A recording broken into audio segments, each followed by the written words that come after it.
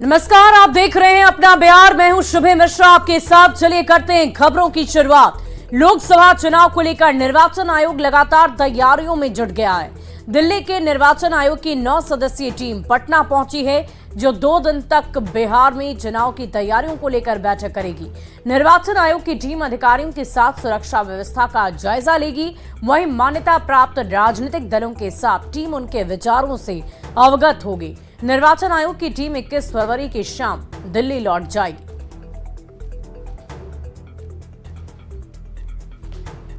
तो लोकसभा चुनाव 2024 को लेकर तैयारियां काफी तेज कर दी गई है। एक तरफ निर्वाचन आयोग की टीम बिहार में तैयारियों की समीक्षा के लिए पटना पहुंची है, तो दूसरी ओर राजनीतिक पार्टियों ने भी युद्ध स्तर पर तैयारियां शुरू कर दी है। चुनावी तैयारियों में बीजेपी सबसे आगे चल रही है और पटना में प्रदेश बीजेपी अध्यक्ष सम्राट चौधरी की अध्यक्षता में पार्टी दफ्तर में बीजेपी विधायक दल की एक बहुत ही बड़ी बैठक हुई, जिसमें डिप्टी सीएम विजय सिन्हा, पूर्व डिप्टी सीएम तारकिशोर प्रसाद, मंगल पांडे सहित पार्टी के कई बड़े अधिकारी मौजूद रहे। बड़ी संख्या में पार्टी के विधायक और नेता भी इस बैठक में शामिल हुए और लोकसभा चुनाव 2024 की रणनीति पर चर्चा की। बैठक में दिल्ली से संदेश लेकर लौटे सम्राट चौधरी ने पार्टी नेताओं के सामने अपनी बातों को रखा।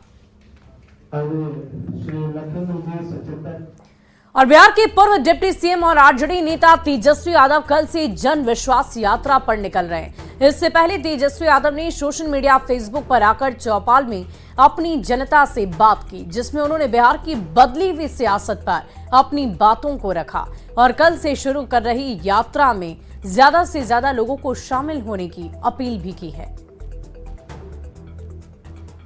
सब लोगों से हाथ जोड़ करके अपील करते हैं कि कल से हमारा यात्रा जो है वो उसकी शुरुआत हो रही है और जन विश्वास यात्रा इसका नाम रखा गया है। आप लोगों ने विश्वास जताया है, तो आपके बीच बिहार के हर एक जिलों में जो है हम जाने का प्रयास कर रहे हैं और मुझे पूरा भरोसा है कि इस जन विश्वास यात्रा में आप सब लोगों का साथ मिलेगा, आप सब लोग इसके भागीदार बनेंगे।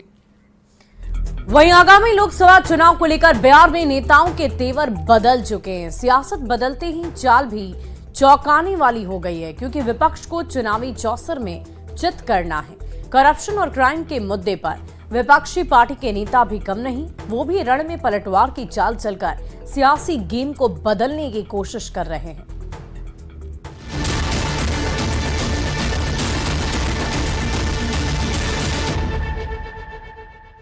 बिहार में सरकार बदलते ही सियासत भी बदल गई।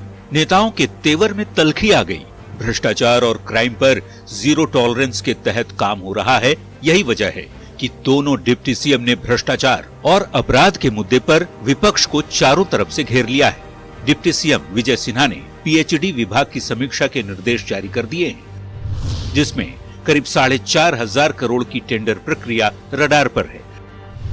टेंडर में बड़े पैमाने पर हेराफेरी की आशंका जताई गई है। सिंगल टेंडर रद्द करने की, जबकि डबल टेंडर की जांच की बात कही गई है। बता दें कि महागठबंधन की पिछली सरकार में पीएचडी विभाग आरजेडी कोटे में था और मंत्री थे ललित यादव।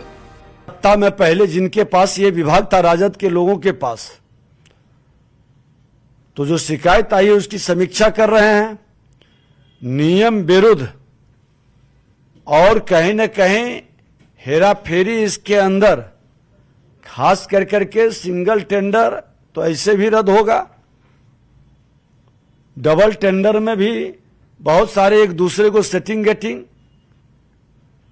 तो ये सारे चीज पर हम लोग गहन समीक्षा कर रहे हैं। भ्रष्टाचार के बाद सरकार की चाबुक संगठित अपराध पर चलने वाली है। तभी दूसरे डिप्टी सीएम सम्राट चौधरी सदन में ताल ठोक कर कह रहे हैं कि एनडीए के शासनकाल में संगठित अपराध की कल्पना तक नहीं की जा सकती। सम्राट लालू राबड़ी के शासनकाल को कुछ इस अंदाज में बयां कर रहे हैं। नीतीश कुमार जी के राज में मुख्यमंत्री के आवास में बैठकर गुंडागर्दी या राजपाट नहीं चल सकता है, जिससे कि अपराधीकरण हो। हम लोगों ने वो दिन देखा है जब बिहार में ऑर्गेनाइज क्राइम होता था और बिहार के एक अन्य मार्ग में बैठकर उसकी वसूली करने का काम किया। बीजेपी भले आरजेडी पर हमलावर हो, पर लालू प्रसाद की पार्टी के नेता उल्टे बीजेपी पर ही निशाना साध रहे हैं। ये बदनाम करो और राजनीतिक हिस्सा दो, ये नीतियां अपनाए हुए हैं। उसका पोल जल्द ही खुल जाएगा।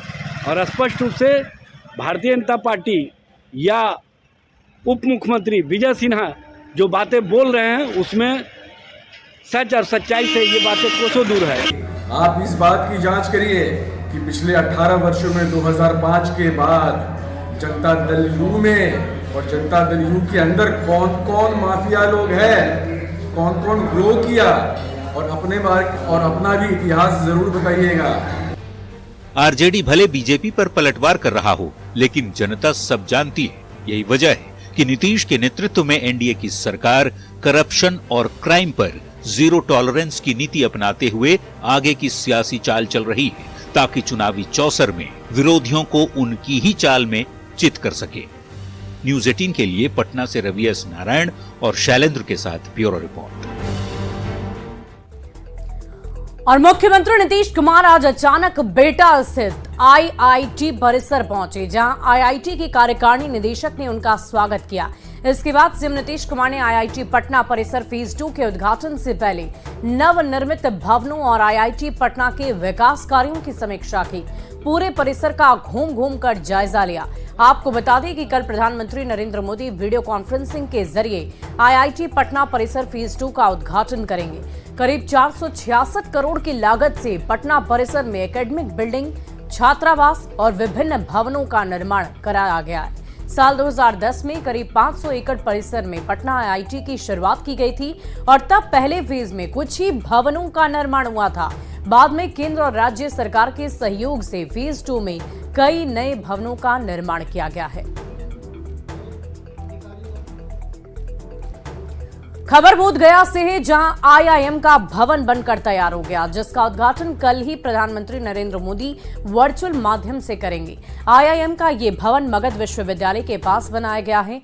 412 करोड़ की लागत से बने इस भवन में अत्याधुनिक सुविधाएं उपलब्ध होंगी।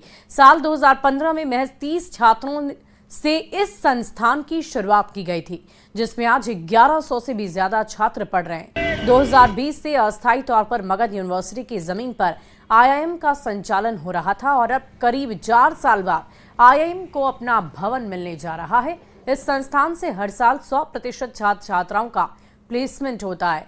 आईआईएम के परिसर में स्टेडियम से लेकर हॉस्टल, लाइब्रेरी सहित तमाम सुविधाएं उपलब्ध होंगी। अधिक जानकारी दे रहे हैं संवाददाता एलन लिली।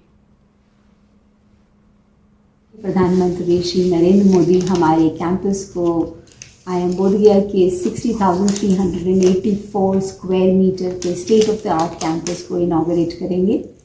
इस बात की हमें बहुत खुशी है, क्योंकि पूरा कैंपस पिछले 5 साल से इस कैंपस को बनाने की तैयारी में थे और आज ये दिन आया है और हम सब लोग मिलके इस नए कैंपस को देश की सेवा में डेडिकेट करेंगे और हमारी पूरी टीम के लिए एक बहुत ही गर्व का समय है। देश के प्रधानमंत्री नरेंद्र मोदी के द्वारा कल आईआईएम बोधगया का उद्घाटन जो है वर्चुअल तरीके से किया जा रहा है, जिसके मौके पर आईआईएम भवन को भी पूरी तरह से सजाया जा रहा है और तैयारी भी लगभग पूरी कर ली गई है। सुरक्षा को लेकर भी पूरी तैयारी की जा रही है और लगभग यहाँ जो है सिटी है, एसएसपी है, जो तमाम जो अधिकारी है वो यहाँ पर लगातार मुआयना कर रहे हैं सुरक्षा व्यवस्था को लेकर के। बता दें कि आईआईएम गया डोभी सड़क मार्ग के मगध विश्वविद्यालय के समीप लगभग 412 करोड़ रुपए की लागत से यह भवन का निर्माण किया गया है।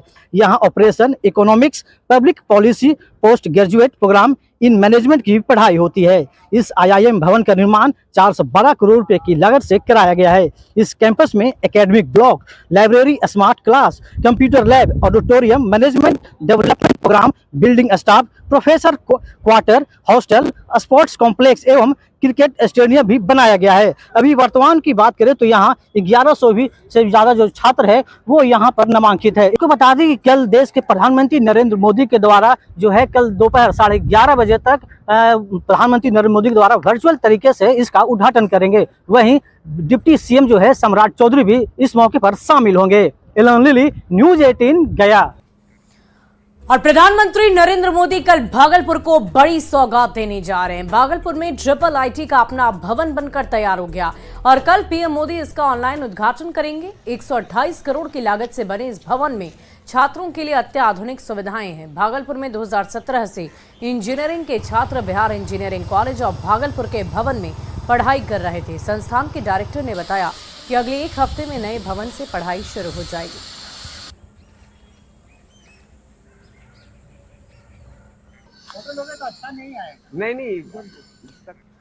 और इसी बीच इस वक्त की बड़ी खबर आपको बताएं, जम्मू कश्मीर में भूकंप आया है। लद्दाख में भी धरती हिली। भूकंप के तेज झटके से धरती डोल गई है। रिक्टर स्केल पर तीव्रता 5.2 रिकॉर्ड की गई।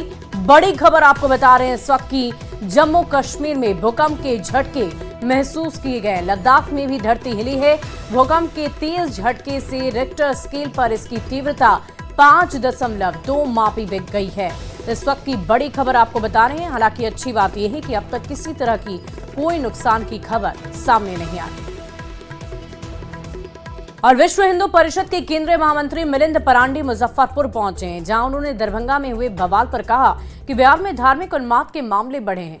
हिंदू धर्म पर हमला बर्दाश्त नहीं होगा। वीएचपी ने जिला प्रशासन से दोषियों पर कठोर कार्रवाई की मांग की है। मिलिंद परांडे ने कहा कि देश में सीएए जल्द ही लागू होना चाहिए। जा रही है और मुझे लगता है इसमें पुलिस प्रशासन की बहुत लापरवाही है कि ऐसे संवेदनशील क्षेत्रों में जहां शोभा यात्राएं निकल रही है वहां पूर्व तैयारी के दृष्टि से कुछ भी नहीं किया जा रहा है। मैं आह्वान करता हूं कि राज्य सरकार ने और प्रशासन ने ऐसे रास्तों के ऊपर जो घर है, जो मस्जिदें हैं, इनके ऊपर जो ड्रोन से पहले से निगरानी रखनी चाहिए, ताकि ऐसे पत्थर फेंक करने के लिए जो पत्थर का जमावड़ा किया जाता है, लोग एकत्र होते उसके बारे में जानकारी और फिर उसको रोकने के लिए सारी उपाय योजना। विश्व हिंदू परिषद ने यह विषय कोरोना के पहले भी उस समय हाथ में लिया था जब पार्लियामेंट में यह कानून पारित हुआ था। तो हम अभी भी संकल्पबद्ध है हिंदू संगठन के नाते कि पाकिस्तान, अफगानिस्तान और बांग्लादेश से जो भी हिंदू शरणार्थी होकर, हिंदू, जैन, बौद्ध, सिख, जो भी नागरिक वहाँ का यहाँ शरण लेने के आया है, उसको सुरक्षितता मिले, उसको नागरिकता मिले। वहीं शंकराचार्य ने कहा है कि अयोध्या में भगवान राम के मंदिर के निर्माण से देश की एक समस्या का हल हुआ। हजारों साल तक हमारे देश की सनातन धर्म पर आक्रमण हुआ है, लेकिन फिर भी सनातन धर्म कभी नष्ट नहीं हुआ और न ही कभी होगा। हमें सनातन धर्म का निर्माण नहीं, पालन करना चाहिए। इसके साथ ही उन्होंने मंदिर निर्माण पर कहा है कि अयोध्या के बाद मथुरा, काशी और ज्ञानवापी में मंदिर के सारे प्रमाण हैं, तो वही हिंदुओं को प्राप्त जरूर होनी चाहिए। देश की एक समस्या का हल हुआ है। सनातन धर्म का अर्थ होता है जो हमेशा रहने वाला है। जो नष्ट हो जाए वो धर्म ही क्या है। हजारों साल तक हमारे देश पर सनातन धर्मावलंबियों पर, हिंदुओं पर अनेक आक्रमण हुए। विधर्मियों ने खूब आक्रमण किए। 200 साल तक अंग्रेजों ने राज्य किया। और बिहार में मदरसों के लिए सरकारी खजाना खोलने पर राष्ट्रीय बाल अधिकार संरक्षण आयोग सख्त है। आयोग के प्रमुख प्रियांक कानूनगो ने बिहार के मुख्य सचिव को पत्र लिखा है। प्रियांक कानूनगो ने राज्य में मैप और अनमैप्ड मदरसों को लेकर मुख्य सचिव आमिर सुबहानी को पत्र लिखा है। पत्र में कहा गया है कि बिहार के मदरसों को लेकर राष्ट्रीय बाल अधिकार संरक्षण आयोग ने पहले भी बिहार सरकार से जवाब की मांग की थी, लेकिन सरकार की ओर से भेजा गया जवाब संतोषजनक नहीं है। आयोग ने कहा कि शिक्षा के अधिकार कानून के तहत देश के हर बच्चे को शिक्षा देना है। संविधान में ये भी कहा गया है कि सरकार को किस तरह बच्चों को शिक्षा दिलानी है। आयोग ने कहा है कि बच्चों को किसी स्कूल में भेजने के बजाय मदरसों में सरकारी पैसे से शिक्षा दिलाना संविधान का उल्लंघन है। बिहार सरकार कोई संतोषप्रद जवाब नहीं दे पाई है कि मदरसों को क्यों सरकारी मदद दी जा रही है। आयोग ने बिहार सरकार से कहा है कि वो हलफनामा दायर करे कि बिहार में कोई ऐसा मदरसा नहीं चल रहा है जो रजिस्टर्ड नहीं हो। सरकार ये भी बताए कि मदरसों में कितने गैर मुस्लिम छात्र पढ़ रहे हैं, उनकी पूरी जानकारी दी जाए। सरकार ये भी बताए कि मदरसों में कितने गैर मुस्लिम बच्चों ने 12वीं तक की शिक्षा पूरी की और मदरसों की शिक्षा पूरी करने के बाद कितने गैर मुस्लिम बच्चों को मौलवी बनाया गया है। आयोग ने 22 फरवरी को दोपहर 3 बजे मुख्य सचिव को राष्ट्रीय बाल अधिकार संरक्षण आयोग में सफाई देने के लिए हाजिर होने के लिए कहा है।